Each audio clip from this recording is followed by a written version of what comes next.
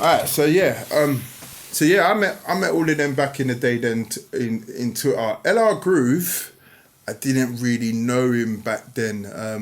I think me and Groove connected more over the last 10 years. I think I hit him up for a dub plate, but obviously as Raz and LR formed Travel Brothers, kind of made that connection more, and we just became friends from that. In terms of Scratch, I'll be honest, bro. You probably won't believe me.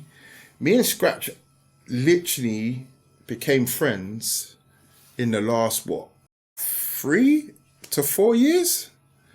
And I was always a fan of Scratch when he was DVA, when he was doing the Gram back then, because obviously when I was in the Gram era, I was around my boy Carnage a lot, who is Roll Deep's DJ. Yeah.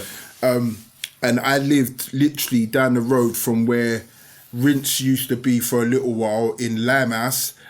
Scratcher had a studio there, and I was friends with Danny Weed. I went to school with Danny. And, wow. Yeah. And I knew his older brother, Dom P. Anyway. Okay. So I used to go to Danny and Target studio to get rhythms. Oh, I these see. Times. Wow. Okay. So in that Grime era, man used to go and meet Carnage there, get a couple CDs, get some rhythms, whatnot back then. But I always was a fan of Scratcher for his grime sounds, but we never crossed paths them times. It's only when it became the sound that I'm in now, which is in the last 3-4 years, we connected, bro. And he's now my bro, you get me? Yeah, man, because like, them two in particular, their sound is like, I love their percussion, I love the edginess to their sound. You can probably hear it in the stuff that I make. 100%. You know what? I keep it 100, you know, like, I'm thankful for the friendships and the relationships that I have with both the Tribal Brothers and Scratcher, and including Mad One, because, you know, like, respectfully, these men look after me. I keep it 100, bro. I respect that they really do take care of me, because it's like, their man will send me tunes, and like, even like, so one time, I'll tell you a quick little story. So one time, me and Skills made a group chat with Razlaman. Yeah. And we're like, oh, Raz, like, man, we need to link up, man. Come and go Pirates, do a set, So like, we were bantering him, like winding him up, taking a piss now. So like, obviously on the day now, we've gone, Rockable was the host, yeah? Funny enough, I've got the set on my SoundCloud. It's called Soundboy Link Up, yeah? Mm-hmm. Man made Street Fighter for us. Oh yeah, I know this, So basically, when he made Street Fighter, it was really to take man's head off in this back-to-back clash kind of thing, yeah? So, but big up Raz, because that rhythm is cold, yeah? Street Fighter did bits, and that's, but yeah, man, it was a good little thing. LR did a couple of dubs with my name in, Skills name. It was fun banter, like, but Raz came strapped to take man's head off. He was ready. We were winding him up for a minute, and man came to say, yeah, right now, da-da-da. Man just kept quiet and but big him up though. But you know what though? I took the licks, but I did have a dub for him. Basically, what happened was, big up Grousey, because Grousey did the dub for me. So what happened was, Raz must have sent me like a WhatsApp saying, oh yeah, I'm ready now, bruv, da-da-da-da-da, yeah? And I must have took that voice note and I put it in the intro of the rhythm that we done for him. Okay. And then after he's saying all of this stuff, the Undertaker theme comes in. And it's an Undertaker dub plate for Raz. But it was all banter. It was jokes, man. It was good, man. It was good competitive fun. And, you know, like, between friends, I love that. I love competitive fun, because I feel like sometimes when you can do that with certain people that you're friends with, musically and friendship-wise, it brings out the best in them. Because I'm not going to lie, when he made Street Fighter and he dropped it, I was like, nah. I was like, nah. But it was vibes. And to be fair, after that, I got my dub from early, bro. And then, I was rinsing it, and bare people were It still gets played, bro. People still play it. 100%. He never released it, innit? He just put it out like the send out dubs. I'll give you a little inside as well, and this will put pressure on them, man. 2025 versions in the making. I've got a demo version of it that I've already played, but I'm waiting for the finishing product. But for those that know, Street Fighter 2025 is coming, and I'm saying it live so that these men can see it, and it puts pressure on them to finish it. So big up Tribal Brothers. Right. So on that topic, when you're listening to a tune, what are you listening for? Drums and bass. I love the drums. Yeah, because I feel like some people are more drawn to like the chords, the melody. I do like that, but I feel like I'm listening straight for the drums and the bass. And see, this is the thing, like, and I was thinking about it in the last couple of days. Like, I feel like I want to make like a funky EP, not because I want to, not because like I want to sell it. I just want to make a funky EP and give it out, because you know it is for me. When I was doing funkies, once I got to a point of getting better, some of my drum patterns that I've still got sitting there, they're ridiculous. Like, it shows, like, the drum patterns speak for themselves. You know, like, you know what it is. Yeah, that's why I never really throw anything away when I'm making beats as well, because you never know. Yeah, you never know. You could bring it could just be like a one snare or one little loop, and a track is missing it, and you put it in. You're like, no, for real, it makes sense. 100%. Even that Blessed tune that I released on Club Djembe, that tune, I had that. Cold. I changed it a few times, like maybe the synth and stuff, but the proper idea was there from like 2018 or something. Yeah. And I was like, you know what? I think it's time to bring it out. I've got a few tunes like that I'm just like, I don't know if people are ready for them yet. But I wait for it. Yeah, but that's not a bad thing, because at the end of the day, you know, like with a lot of things in the producer thing, sometimes people have to wait for stuff, because even like what is it, Solar Flare?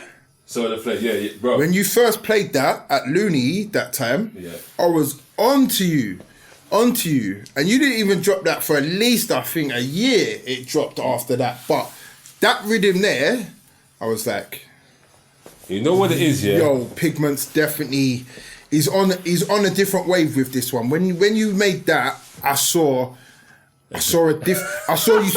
No, you know what it is. I've always been a big fan of your sound. No, big up you as well, because you brought me on my first ever live radio show. Well. Like, obviously, for me, when I brought you on EXT, I brought you on EXT because you were someone that, producer-wise, that's my cup of tea. I like what he's making. I like his sounds. So man has to bring him on and showcase what he has to show the world, because for me, like, I only really tried to showcase people when I was on EXT that respectfully, there's an appreciation there. Do you get it? Like, I saw talent, I saw the levels, and I'm like, so like, listening to all your sounds, and then I heard Solar Flare that day, I'm like, bruv, I need that. And that's one thing people gotta understand about me.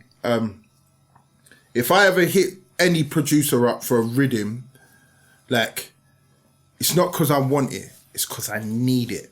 Like, I need that in my selection of bangers, because for me, it's like, you know what I'm about. As a DJ producer, I'm about having them hitters, like them ones that stand out from your average. And it's not to say that people are average, it's just that certain rhythms stand out differently, of course. And 100%. When I heard Solar Flare, that hit different for me, and that for me was, then I was like, bro, I need this for them, bro. You know, I made that.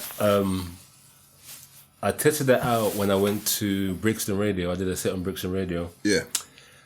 Obviously, I played at Looney, but for me, obviously, I was just like, I feel like it could be better. That's why I didn't want to release it yet. Yeah, no, and obviously I picked up a few things along the way, so I made, like, the bass for me.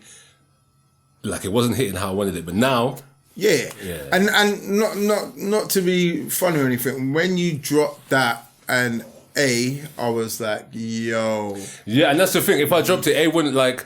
I actually made A because big up Loco.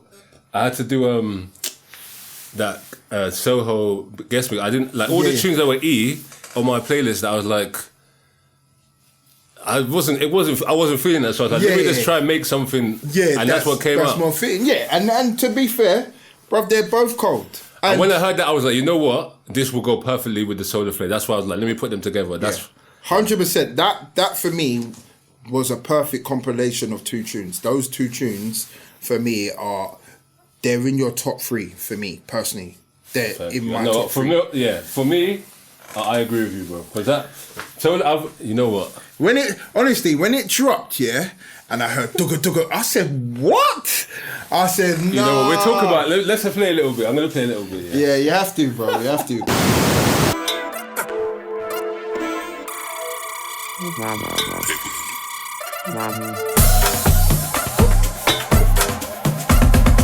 That bit. When I heard that bit. Bro, that bit is hard, still. Bro, listen, if you ever make a tune like that again, and you don't send it to me before it's out, I know you. I'm gonna be upset. You talking about dubs? You know what? You know I put the other day on my Insta. Yeah, about dubs. Yeah. Boy, man like P. Big up man like P. He's the first person to ever have a Pigment dub. But I feel like this guy's gonna turn me into an MC, bro. By the end of the year, I'm gonna be an MC, bro. Oh my god, bro. Listen, but it's good, bro. Like I did one for Just Chills that other day as well.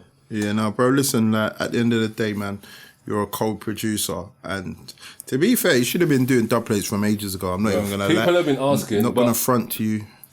I just didn't like.